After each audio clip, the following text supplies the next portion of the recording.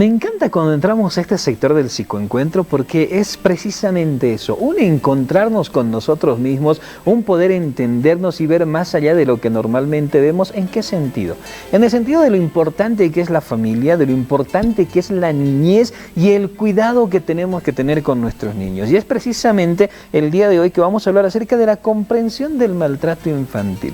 ¿Qué es lo que pasa? Que muchos de nosotros rehuimos a este tipo de temas. En alguna ocasión se menciona maltrato infantil y como que no queremos tocar los temas, como que no queremos aprender un poquito más. Pero una de las cosas más sabias que uno puede hacer es que para solucionar un problema tienes que conocer el problema. Para poder ponerle fin a un mal tienes que conocer ese mal para poder ponerle un freno y que no vuelva a pasar. Y eso es lo que pasa con el maltrato infantil. Mucha gente no sabe cómo detenerlo porque no saben exactamente lo que es. Y es en estos espacios como el psicoencuentro donde nosotros vamos a ir aprendiendo acerca de esto. Y el día de hoy, precisamente, infancias que importan, comprender para proteger. Qué importante ese concepto, comprender para proteger. Y para hablar de esto más a profundidad, hemos invitado a la licenciada María Gabriela Rodríguez Garnica. Licenciada, buenos días. Hola Nicolai, buenos días, y es un placer estar aquí todos los lunes, ¿no? En este espacio dedicado a las familias, a nuestras familias bolivianas, salteñas, ¿no? Y paceñas. Para que podamos entender todos estos temas que son tan importantes, hablemos un poquito acerca de, ya entrando en materia, el maltrato infantil, licenciada. Es un mal de hace mucho tiempo atrás. ¿Y qué hace tan complicado poder eliminarlo en una sociedad? Mira, es el factor cultural también, ¿no? Se ha normalizado mucho el maltrato en nuestras generaciones pasadas y actualmente hay ciertas frases que han ido traspasando estas generaciones y que todavía se suelen utilizar por esa normalización al maltrato, ¿no? ¿Qué frases, por ejemplo, tú recuerdas que te hayan dicho y que decían y que las normalizan hoy en día? Esta típica frase, ¿no? Una nalgada a tiempo educa a un buen ser humano. Una nalgada al tiempo, ¿no? O otra frase que quizás tú recuerdes, ¿no? Que de repente cuando ya era medio jovencito, medio adolescente, sí escuchaba mucho a los mismos profesores en las unidades educativas decir, no, pero es que ahora que están aprendiendo, nosotros con la regla les vamos a meter, así, la letra entra con sangre, y para que sean niños de bien, ustedes tienen que aprender, por las buenas o por las malas, ustedes deciden. Y era como que nuestra culpa si un adulto agarraba y nos daba un buen palazo en el colegio. Esta frase de la letra entra con sangre. Uy, sí. Y así, entre muchas otras frases que han ido traspasando, como te digo, estas fronteras y esta línea de tiempo, que ha hecho normal cierto tipo de conductas que dañan, ¿no? Y hoy, por ejemplo, hablando del tema de maltrato, es importante que entendamos qué es el maltrato. El maltrato es todo acto que daña la integridad del niño o adolescente, tanto en su desarrollo como a nivel cognitivo, a nivel social y a nivel integral, y que esto tiene un impacto en su desarrollo de ser humano en toda su vida. Mira, hay varios tipos de maltrato, entre ellos son 4 fundamentales, y es el maltrato físico, entendido por todo esta fuerza violenta que puede ejercer un adulto sobre un niño o un adolescente. El maltrato psicológico, que siempre es más sutil, ¿no? Y que es difícil a veces hasta diferenciarlo porque lo hemos normalizado. Otro tipo de maltrato es la negligencia o abandono, que hoy en día se está viendo más porque los padres tienen la necesidad de salir a trabajar todo el día, y pese a que logran cubrir sus necesidades básicas de sus hijos, como salud, alimentación, cuidado, ¿no? Pero se está descuidando otra parte que es igual de importante e igual de relevante. Otro tipo de maltrato ya es el abuso sexual, que ya traspasa todo bienestar del niño y que tiene un gran impacto, y que estos tipos de maltrato al final desarrollan su forma de afrontamiento de distintas maneras cuando son adultos, ¿no? Es por eso que hay muchos adultos que sufren de ansiedad, de depresión, de incluso problemas de salud física como la diabetes. Está asociada a una forma de haber vivido algún tipo de maltrato en la niñez. Las hipertensiones o las enfermedades inmunológicas también están contempladas dentro de esto, ¿no? Como un mecanismo de defensa hacia la vida y mostrar sus heridas también. Es muy complejo porque el maltrato infantil puede conllevar muchas consecuencias en el desarrollo del ser humano.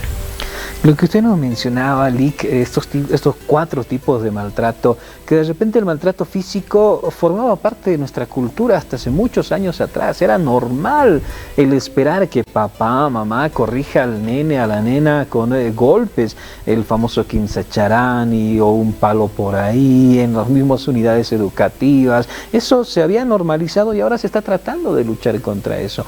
El otro tipo de maltrato, este maltrato psicológico a través del abandono, creo que es uno de los que muy poco se ha explorado, y muchos padres en algún punto lo hemos hecho con nuestros hijos, pero nunca lo hemos visto desde esa perspectiva de que eso también es maltrato. Mira, el otro día en terapia, justo la semana pasada, el día viernes, tuve un encuentro muy particular y un adolescente me decía, yo le preguntaba, ¿no? ¿Cómo sabes que tus padres te quieren? Porque se preocupan por mí, me dijo.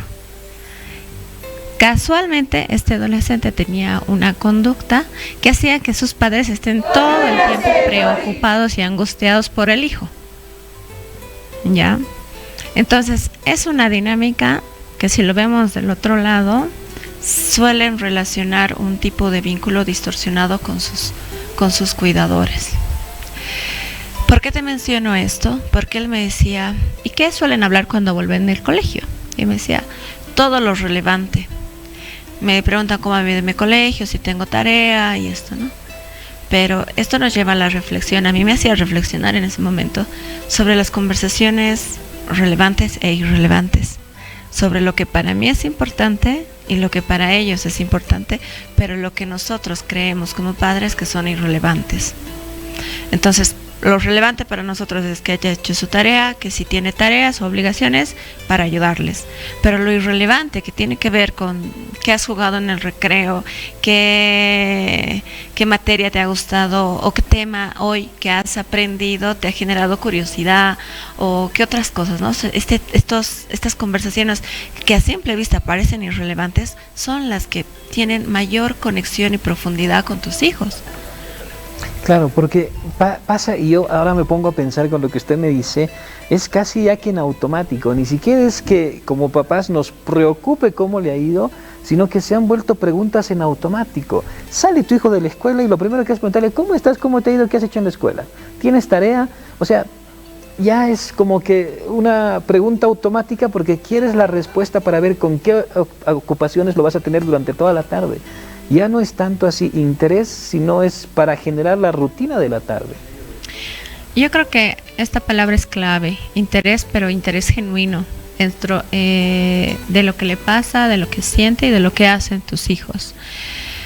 Dentro de de este marco de 4 tipos de violencia, ¿no? Este estaría dentro del maltrato por negligencia, quizás. No específicamente, pero sí.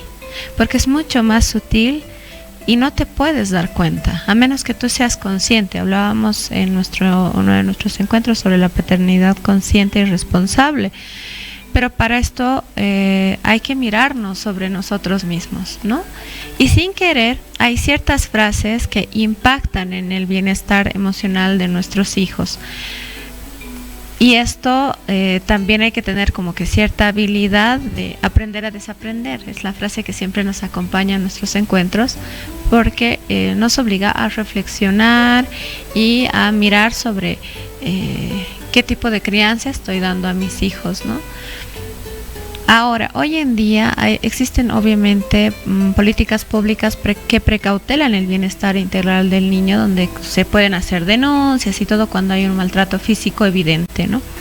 Pero a veces las huellas más profundas que dejan no necesariamente es aquellas que se pueden visibilizar a través de un golpe o un moretón, sino son estas palabras que pueden marcar tu destino a un futuro como persona.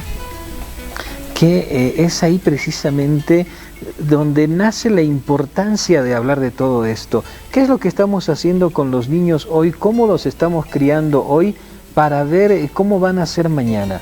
Y yo alguna vez escuchaba y siento que podría ser, de acuerdo a mi perspectiva, es un extremo que pasa con muy pocas personas, pero yo alguna vez lo escuché a una persona en medio de una reunión de adultos que teníamos decir: mira, yo me tengo que ocupar de mis hijos ahora y lo que vaya a pasar con ellos en el futuro ya no va a ser mi problema, porque es más, yo tal vez ni esté vivo. Y a mí me impactaba mucho, ¿no? Y ahora que estamos hablando precisamente de ese maltrato por abandono, el ver que existen personas que piensan de esa manera. O sea, yo le tengo que dar su comida, que tenga un lugar para dormir, y luego como vaya creciendo, no sé, porque tal vez ni esté ahí. Todo tiene un eco. Partimos de la idea de que nosotros somos en sí instrumentos de educación para nuestros hijos porque predicamos con el ejemplo. Recuerdo también otra frase que utilizábamos en nuestro encuentro, y era que si mi niño obedece en todo, no necesariamente es relativamente sano, como tenemos, ¿no?, la idea, porque al final, para obedecer y complacer a los padres, tienen que ocultar o encubrir sus propias emociones y sentires, su forma de pensar, incluso para no generar conflicto en la familia. Que esto también lo hablábamos y decíamos que tiene un impacto cuando uno es adulto, ya es adulto y entra en una crisis existencial, porque ¿cuál es el sentido de mi vida? Porque me lo he regido siempre en todo lo que era complacer a mis padres o a mi entorno, que ahora me siento vacío porque no sé cuál es mi propio sentido. El desafío como padres que tenemos, la metáfora que me gusta utilizar es que nosotros somos cocedores de alitas de nuestros hijos, para que en algún momento esas alas, después de que haberlas practicado y estén bien cocidas, puedan emprender su propio vuelo, y que nosotros seamos conscientes de que estaremos ahí cuando sus alas se agoten o se cansen y seamos su lugar seguro.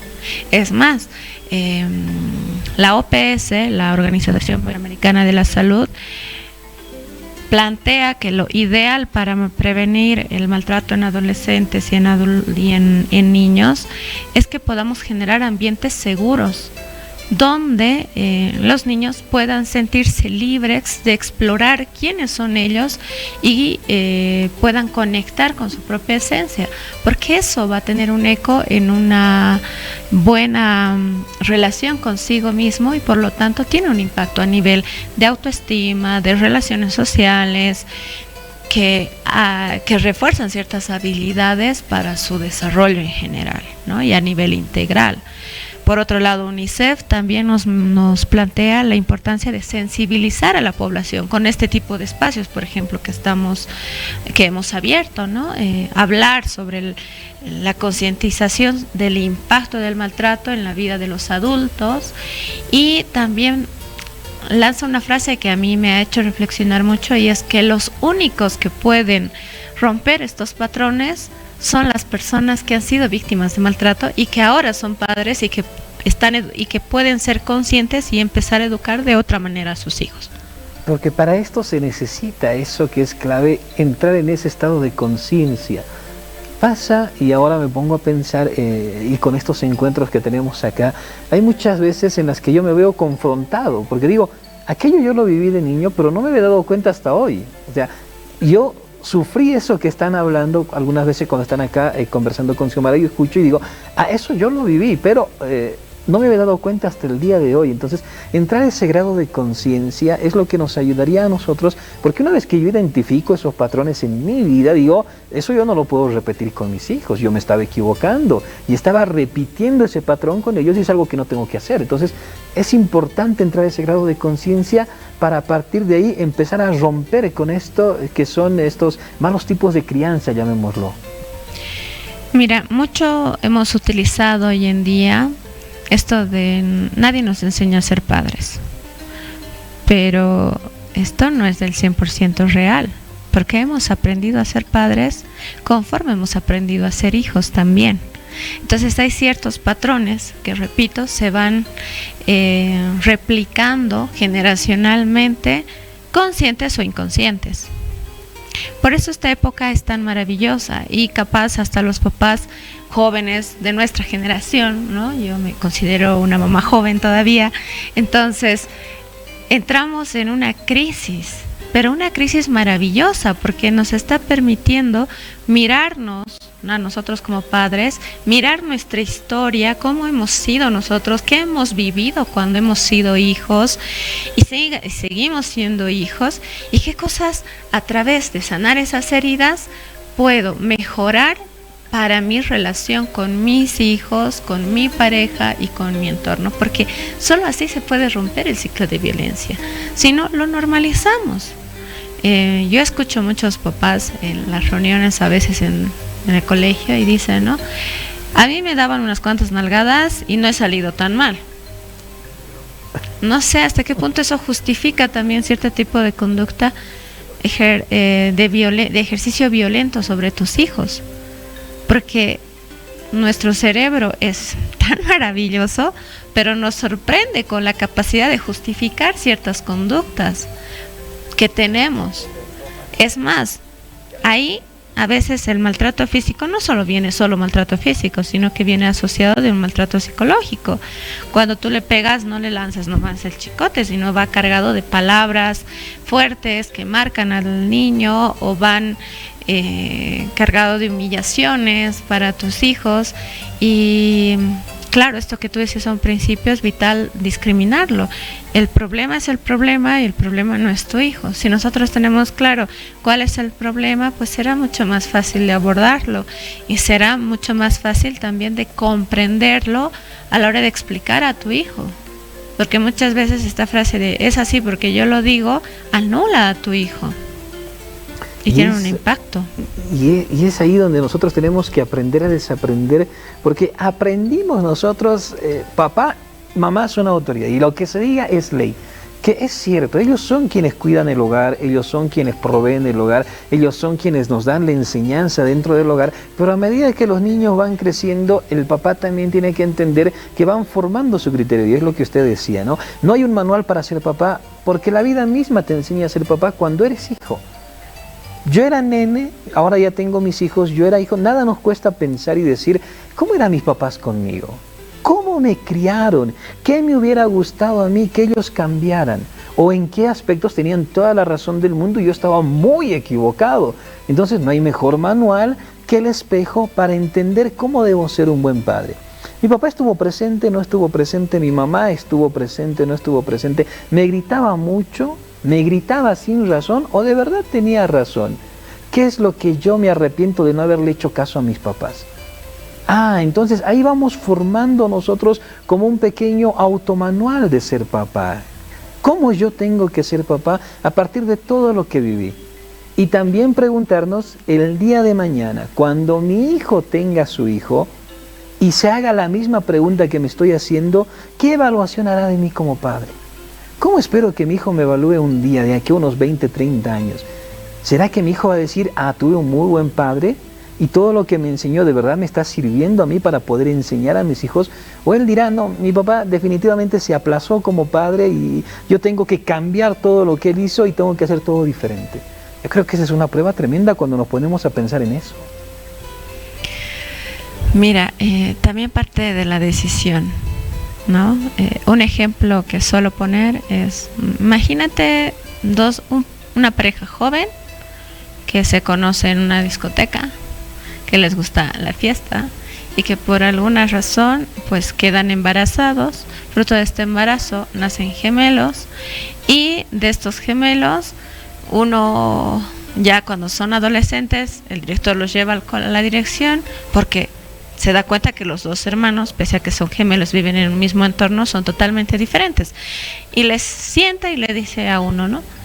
Quisiera entender por qué te comportas como te comportas. Este niño, este adolescente es rebelde, respondo, no hace sus obligaciones, ha empezado a consumir muy pronto bebidas alcohólicas, ¿no? Y le dice, es que esta es la vida que mis papás me enseñaron y me mostraron. Y al otro le preguntan, y yo quiero entender por qué tú eres tan diferente. Porque este hacía sus tareas, era responsable, iba a trabajar, iba a estudiar, ayudaba a su familia, y les dice, porque a mí mis papás me han enseñado lo que yo no quería en mi vida y lo que no quiero en mi vida. ¿Qué marca la diferencia entre dos personas que se han criado en un mismo ambiente, con los mismos ejemplos? Es la pregunta. Si son hermanos gemelos, si han vivido lo mismo.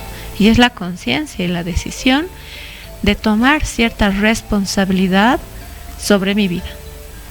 No estoy librando de las responsabilidades a los padres, ¿no? Porque al final tienen una responsabilidad directa. Pero ser adultos conlleva asumir cierta corresponsabilidad de cómo voy a dirigir mi vida. Entonces pueden haber adultos que han sufrido mucho maltrato y que se enquistan y pueden vivir una vida completamente desde la culpa y desde el rencor hacia sus padres, y no, es que mis padres eran así, no, pero por culpa de ellos yo estoy así. O asumen la responsabilidad y dicen, bueno, esto lo he vivido y ahora quiero tomar las riendas de mi vida yo y sanar yo, y hacer todo un proceso y un camino de reflexión, de autoconocimiento, para dirigir mi vida como yo creo que me lo merezco.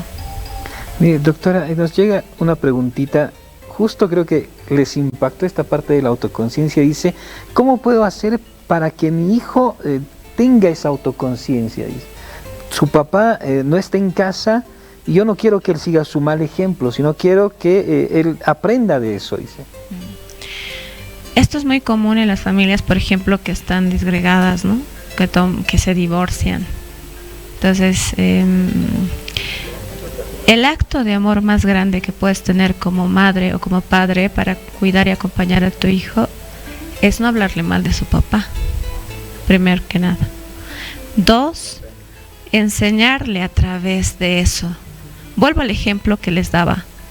O sea, una pareja que consumía, que era joven, que vivía en maltrato y en todo, pero uno decide qué aprender. Por lo tanto, tú decides qué le vas a mostrar de tu expareja o de su figura materna o paterna, que es igual, le vas a mostrar a tus hijos, pero desde el amor y desde la conciencia que tú asumes del impacto que todo lo que tú dices va a tener en tu hijo.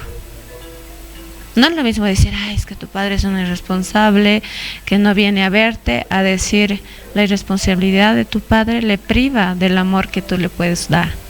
Dos cosas muy diferentes. Porque incluso si tú le dices, no, él es responsable de tu padre, que no me ayuda, que me ha dejado sola, o tu madre, ¿no? La irresponsable de tu madre que está en su vida y nos ha dejado solos, a decir, bueno, se pierde el amor que tú puedes darle ahora. Ahora no lo entendemos, luego lo entenderemos. Pero estás cuidando conscientemente del poder de tu palabra, porque el poder que nosotros tenemos a la hora de decir cosas a nuestros hijos a través de las palabras es absolutamente grande y de gran impacto, ¿no? Claro, es cambiar el foco de atención de todo lo malo que existe, porque para nadie la vida es fácil, no. Para nadie la vida es sencilla, todos tenemos diferentes problemas y nos enfrentamos a diferentes retos, ya sea, como usted lo decía, ¿no? Con una familia separada de repente, o dentro de la familia unida pero con diferentes problemas.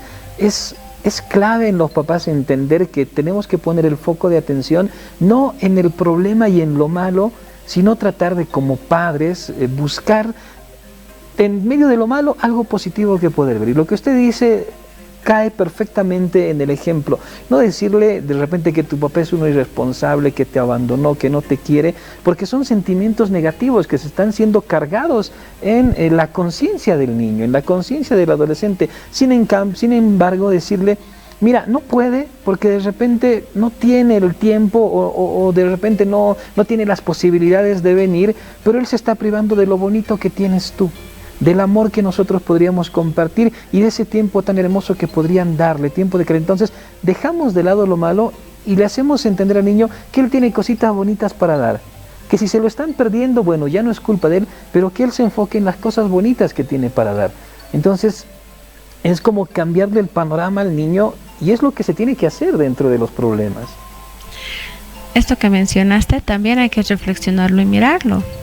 Tú dices, mira, es que tu padre no tiene tiempo, y capaz el niño asume como que, yo no soy importante para mi padre. Entonces hay una edad de los adultos que hay cosas que parecen que son más importantes, pero que no lo son en realidad. Mira cómo diferencia. Entonces tú le dices, por ejemplo, para ti cuando seas grande, ¿qué sería importante? A mi familia. Ya estás educando. Claro. No, mis hijos, ¿no? Entonces estás educando. La reflexión siempre es partir de la idea de que nosotros somos el ejemplo de educación para nuestros hijos. Ahora, hay cosas que no vamos a poder controlar siempre. Imagínate lo agotador que va a ser o sería si todo el tiempo estás pensando 10,000 veces cómo decirle una frase a tus hijos. Siempre se nos va a salir porque nos hemos educado y los seres humanos cometemos errores y vamos aprendiendo. Pero mientras más conscientes somos, los errores son menos intensos o son menos frecuentes, lo que hace que cuida el bienestar de nuestros niños y de nuestros adolescentes. Vuelvo a repetir, esto tiene un impacto en la adultez, cómo van a vivir su juventud, su adultez, incluso su vejez. ¿Qué vamos a recordar? Esta pregunta que tú decías, ¿no? Si mi hijo es mayor y se sienta y va a decir, mi padre, ¿cómo así conmigo? Bueno, la libertad y la tranquilidad que nos tendría que dar a nosotros como papás he intentado hacer lo mejor posible con lo que tenía y con lo que sabía en ese momento. Por lo tanto, este tipo de espacios son altamente reflexivos y de concientización porque te permiten mirarte al espejo, esto que tú decías, mirarte al espejo y cuestionarte qué cosas estoy haciendo bien y qué cosas estoy haciendo mal. Para poder tener esa crianza responsable y poder, como decía, ¿no?, comprender para proteger, entrar a este estado de conciencia para poder darnos cuenta de cómo se tiene que proteger a la familia, de nuestras malas actitudes, de repente de la mala crianza que nosotros hayamos tenido, poder proteger a la familia, poder proteger a los niños, en torno de tener una familia sana, que no significa familia sana, familia perfecta, porque estamos muy lejos de querer ser perfectos. Deberíamos intentarlo, pero estamos muy lejos de serlo. Entonces, tratar de ser sanos, aprender de nuestros errores, tener esa conciencia de lo que es un error y de lo que es estar bien, y a partir de ahí poder transformar la educación que les estamos dando a los niños. Sin duda alguna es vital. Sin duda alguna es vital porque esto tiene un eco en la vida y en nuestra sociedad. La familia es el núcleo y la célula de la sociedad. ¿Qué adultos queremos formar, ¿no? ¿Qué personas queremos dejar como legado en la sociedad? Y principalmente que estas personas sean felices con lo que son, que puedan conectar con su esencia, con su sentido de vida. Creo que es el acto de amor más grande como padres que podemos dejar a nuestros hijos. No tanto del deber ser, sino más de su ser como tal. Importas tú porque eres tú. Hasta el final de tu vida vas a ser tú. Esta es una frase que utilizamos mucho nosotros en cuidados paliativos y que ha sido impulsada por Cicely Saunders. Pero qué verdad de acompañar o mirar la vida desde este punto de vista. Importas tú porque eres tú. Hasta el final de tu vida vas a seguir siendo tú. Entonces, todo lo que nosotros hacemos tiene un impacto en nuestros hijos. pensemos, reflexionemos sobre cómo queremos educarlos. El maltrato físico ahora como disciplina no ayuda, perjudica, daña y mella la dignidad de nuestros hijos y de nuestros adolescentes. El maltrato psicológico, el maltrato por negligencia o abandono, y ni hablar de un maltrato sexual. Entonces, mirarnos como personas y mirar a nuestros hijos como personitas dignas de amor y de merecimiento cambia la diferencia, marca una gran diferencia. Es más, o sea, en la casa, mamis y papis, si se está peleando la mamá y el papá, es maltrato, esto es violencia, lo distinguimos rapidísimo. Pero cuando vemos golpear un adulto a un niño, algo malo habrá hecho. Lo hemos asociado a una disciplina que no es correcta, que daña, que vulnera sus derechos, su dignidad de ese niño y de ese adolescente. No es normal que todos los días llegue papá, llegue mamá y has hecho esto malo, porque has hecho aquello, por ahí empiecen los gritos. No, es que lo está corrigiendo. Qué buen papá, qué buena mamá, que está pendiente de llamarle la atención a su hijo. No es así. No debería de ser así. Hay formas y formas de educar, como lo dije, ¿no? Si bien no somos una familia perfecta, por lo menos ser una familia sana. Construir y no destruir. No agarrarnos de esa idea totalmente equivocada de que los gritos, los insultos y los golpes son parte de la educación, que no es así y no debería de ser así, nunca debió de haber sido así, sino tratar de hacerlo de una manera diferente. Bueno, licenciada, muchísimas gracias, de verdad nos quedan pendientes muchos detalles que los vamos a estar analizando y revisando la próxima semana, el día lunes, por favor, Lick. Pues aquí los esperamos en nuestro espacio, que son para ustedes, mamás y papás en la casita, que puedan reflexionar con cada conversación que nosotros aquí tenemos en la revista, con el objetivo de precautelar el bienestar integral de nuestros niños, de nuestra familia y de cuidar esos vínculos de padres e hijos en la casita. Ahí está, muchísimas gracias, Lick, de verdad. Este es el espacio del psicoencuentro, esto es lo que a nosotros nos agrada hacer, poder informar, educar y empezar a aprender. Primero, desaprender para aprender. ¿Por qué? Porque hemos venido, voy a decirlo así, codificados de una manera y tenemos que cambiar ese código que tenemos que transformar eso que creíamos que estaba bien y que no estaba para nada bien y empezar a tomar otro tipo de decisiones en tanto a la crianza de los niños se refiere, para poder cuidarlos, precautelarlos, para poder comprender, para proteger. La próxima semana estamos continuando con estos temas que son muy importantes. Si usted tiene preguntas, consultas, dudas o quiere contarnos algo en relación a lo que estamos hablando, déjelo ahí en la cajita de comentarios, nosotros gustosos lo vamos a leer, vamos a trasladar todas sus dudas y consultas a la licenciada para tener este espacio más ameno con todos ustedes. 11 de la mañana con 7 minutos, tenemos que irnos a un corte.